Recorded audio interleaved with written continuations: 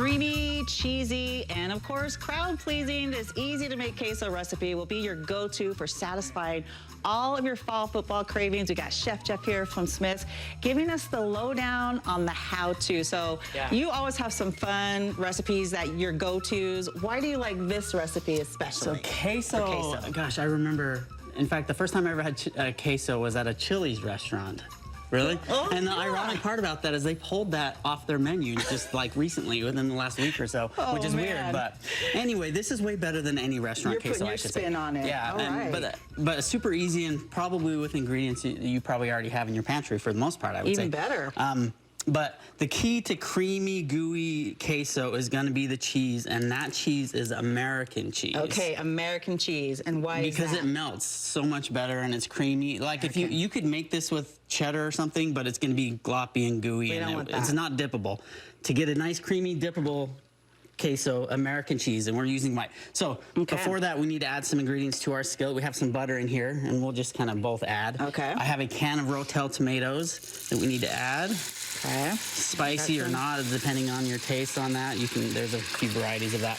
That's some garlic. And the reason we're cooking this a little bit beforehand is because whenever you have something canned, that's garlic, cumin, and salt. Okay, all right. Okay, and so the reason that we want to cook it a little bit first is kind of get that canned taste out of it. And gotcha, so this is a good mix of it. Yeah, so you cook it for maybe 1, 2, 3 minutes, and then we will add evaporated milk. We'll just pretend that happened. Okay. Here, I'll add. And then we add our evaporated milk. You could use whole milk if you wanted to, or I don't know if I'd go skim on this, but for creamy, evaporated is good. And then once that's warm, then you just start adding the cheese, and we'll both do this. Just kind of grab it and just kind of shred it up and just kind of drop it in there. And then American cheese it is from Smith's. Right. Okay.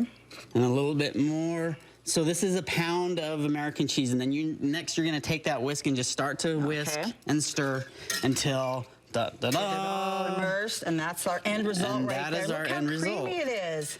It's beautiful, right? Oh my goodness. And so the key to queso is keeping it warm after you've got it crispy, or not crispy, but creamy. Creamy is key. I suggest crock pot if you've got one to put it in. Or if you've got a, I don't know, maybe a fondue pot or something, something to keep it warm, because if it's not warm, it's gonna firm up. So we don't want that. No, all we right, don't want crock that. pot. I mean, that's easy breezy right here. Should Let's get into a sample.